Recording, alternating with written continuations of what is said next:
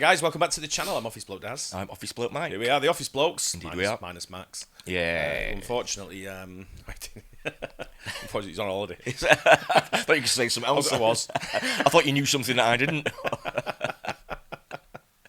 He's on holiday this week. Yeah. 5 animals that wake up and choose violence. Ooh, right, Honey, okay. Honey badger's definitely got to be. Oh, in here. it's got to be out. And the other one, be. what's the other one? Honey badger and Oh, Wolverine. Wolverine, yeah. Yeah, they like a scrap, don't they? They love it. Yeah, let's go. Apparently, these 5 crackheads here weren't enough. So here I've got 5 more animals that give absolutely zero shit about anything or anyone. First up is this cute little fella known as the stoat. Now, the stoat is definitely one of those creatures where looks can be absurdly deceiving. This tiny psychopath doesn't just hunt, it pretty much executes. Unlike that scene with Thor and the purple ballsack guy, it goes straight for the skull or the back of the neck with a crushing bite every single time. But this is something we... I think stoats like ferrets. I think they are, yeah. A lot of people have them as pets, don't they? I think they do. Hugely. I've got a mate who I'm pretty sure he had a stoat. Yeah. He was a hunter. He had a greyhound and a stoat. Yeah. And he used to send the greyhound to chase the rabbit. And when it went down the hole, he'd send the stoat in. Something like that. Yeah. I think, and he used to hunt rabbits. Wow. And that's what he did. Yeah. I'm pretty sure it was a stoat he had. It probably was. Yeah. Oh, yeah. Oof, nasty little things. Yeah. could say about a lot of predators. What sets this creature apart, and actually earns it a place in this video, is the fact that it's not just good at killing, it's literally obsessed. Stoats have been seen taking way more names than they need to, literally doing it just for the thrill of the hunt. But their most insane feat to date, the time they went to war with goddamn New Zealand. You see, sometime in the late 19th century, stoats were actually introduced to the New Zealand mainland to control rabbit populations. However, as in most cases where humans try to intervene, it does not go very well.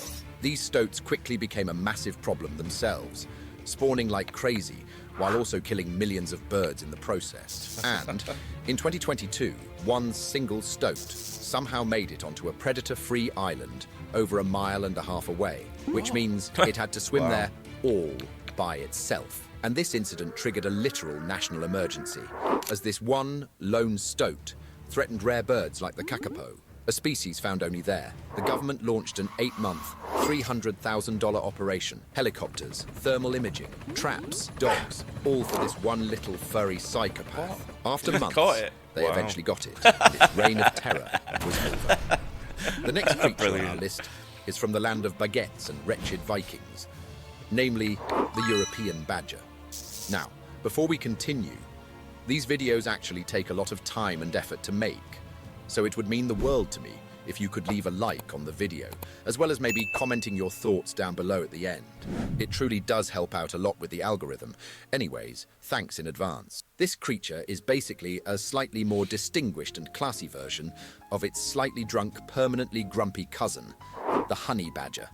But these guys are hecking aggressive fellas.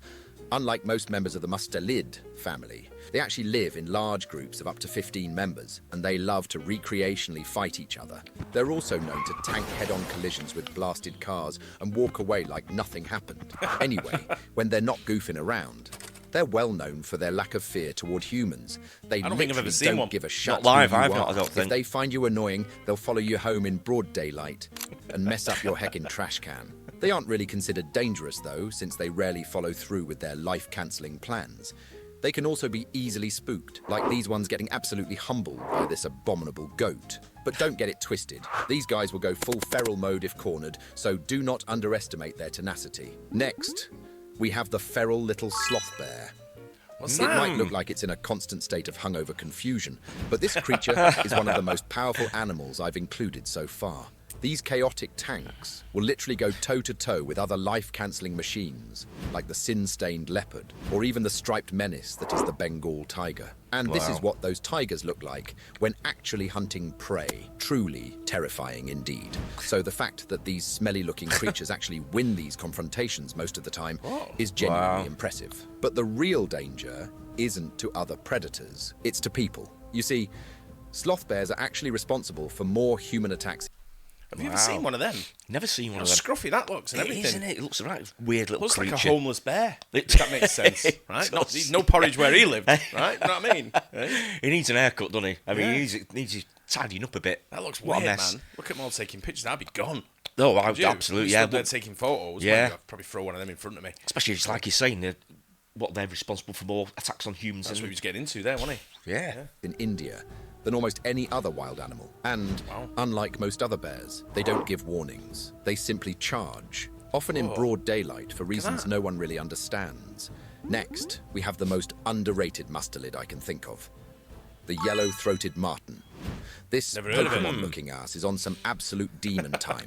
Not only does it have one of the coolest paint jobs of all the mustelids, but it's also one of the most versatile. It's fast, agile, and completely unhinged in what it considers prey. You see, the yellow-throated marten is a literal war criminal. While most mustelids go for rodents or tortoises, this thing is out here hunting flipping deer, which are just massive compared to themselves. It also absolutely destroys monkeys, which is one of its primary prey items. But it does not stop here. This thing has to literally apply for a new life insurance policy before every meal, as they are also known to kidnap hecking leopard cubs. They basically operate exclusively on what's the worst that could happen logic. Now, the thing that makes them absolute psychopaths cool looking, aren't they? is the fact that they even go after panda cubs. Now, actually targeting these oversized Oreo marshmallows should not be allowed, even by wild animals. They're just way too cute to suffer such fates. What makes these fur-covered balls of audacity even more menacing is the fact that they rarely hunt alone. They usually hunt in teams of 2 or small groups, as if one wasn't enough. Their coordinating teamwork when taking down larger animals has often been described as tiny mustelid velociraptors, which couldn't be more fitting. So before we wrap this up with the biggest lunatic... I've never heard of them. No, I'm not really well up on them at all. Stoat and the Badger, yeah. The sloth bear and the, what was it called? The yellow-chested Martin, I think, wasn't it? Yeah, I've not heard of that one before. No, me neither, but it's a proper it's a cool-looking animal, isn't it? Yeah. That black head and the yellow body. Yeah. Obviously, those two we don't have over here anyway, but we have like the stoat and we have the badger, don't we? I reckon that lives in Pittsburgh with the black head and the yellow body. Of them all. There's one more creature I absolutely need to talk about. The Tasmanian Devil. Ooh. To be honest, I completely forgot about it. But I've already promised a bunch of you it'd be here, and it definitely deserves a spot. This gremlin-looking unit is pure chaos. The Tasmanian Devil is the largest carnivorous marsupial alive. They scream, growl, spin, and throw hands with anything that moves, including each other. They basically just love to brawl. They also got one of the strongest bite forces, pound for pound. They've even been seen biting through metal to access chicken coops. That's some grade A determination. And just to top it off, they often sleep inside carcasses so they can snack the second they wake up. Pretty grim indeed. And finally, we've got the undisputed freshwater menace, the giant river otter. Now, a lot of you might be under the assumption that otters are these playful, cute little furballs that juggle rocks and float on their backs while holding hands. But think again. These absolute units grow over 6 feet long. Probably. These fuckers chew wood for a living. You know what I mean? Jeez, I didn't think they were that big. I ain't getting anywhere near. I've seen a sea otter. Is that what they call sea otters like, or a river otter? They are different ones, aren't they? I think sea otter is literally like in the sea, but you get the freshwater ones as well, don't you? Which we get over here. Wouldn't be anywhere near any of these. No, I mean, if I seen anything like them out, it's the teeth, isn't it? You think if they get hold of you, it's going to be painful, man. I know, I mean, they ain't going to dick about with your skin. Longer than a lot of you short kings watching right now, and this also makes them the largest otter species in the world, although the sea otter is still slightly heavier. Anyways, there you go. These beasts actually live in tight-knit family packs of up to 20 individuals, coordinating every move and patrolling their side of the river like a full-on river mafia. Any creature caught within their territory will rather quickly get a taste of their relentless aggression. But what really sets them apart is what they choose to pick fights with. Giant river otters are known to actively hunt caimans, which are basically slightly smaller crocodiles. And it doesn't stop there. These otters have been seen facing off against jaguars, South America's top land predator. Sometimes it's a standoff, sometimes it's a full-on brawl, and somehow the otters usually walk away on top. Now, these otters really have some aura to them. You see, in parts of South America, these things aren't just animals, they're practically legends. Locals call them river wolves or water jaguars. They are also incredibly big-brained. They've even been observed learning local fishing habits and timing their hunts to swoop in on human fishers. They're basically wet, life-cancelling geniuses with a terrible temper. Next week on Animals Recapped, we're diving straight into the chaos of the ocean, from sea otters that might not be as innocent as you think, to dolphins with an incredibly dark side, and orcas that hunt like they've read The Art of War. You don't want to miss this one. It airs at 10:50. Yeah, nice. New channel to us, that, and it's quite like it. I like the narration there. It's really good. Like the really humour. Funny. Yeah, good bit of humour and everything. Some good info on there. Yeah, bobs along quite nicely as well. So. And Tasmanian Devils, are they only home to Tasmania? I don't know where. I'm not too sure, to be honest. Yeah, I don't know where the. I always remember like the cartoon creature, Tasmanian Devil. Yeah, and he kind of looks just like that, didn't he? Yeah, it does a bit. Yeah, I suppose I guess he would do. Yeah. But shit, if you look like a tiger. Yeah, I'm not sure whether the otters over here grow to like 6 foot. I always thought they're sort of like so big. The otters over here. I've only ever seen a sea otter. Yeah, I don't think I've ever seen a regular otter. Yeah, I've not seen one live.